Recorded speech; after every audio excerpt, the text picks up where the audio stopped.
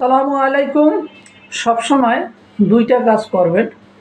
একটা হলো অন্যকে সবসময় হেল্প করার চেষ্টা করবেন, সাহায্য করার চেষ্টা করবেন আপনার সামর্থ্য অনুযায়ী। দ্বিতীয় 2 নম্বর কাজটা হলো অতিরিক্ত আল্লাহ তাআলার কাছে বেশি বেশি প্রার্থনা করবেন, দোয়া করবেন, আপনি চাবেন। কারণ সৃষ্টিকর্তার কাছে যদি আপনি চান, সে কখনোই আপনার সাথে রাগ করবে না।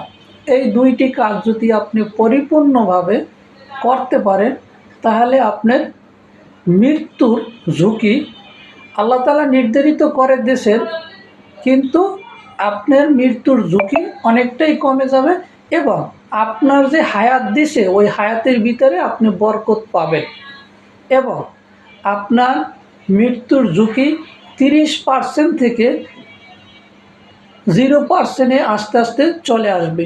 তাই ইসলামের বিধিবিধানগুলো মেনে চলার চেষ্টা করবেন ইনশাআল্লাহ।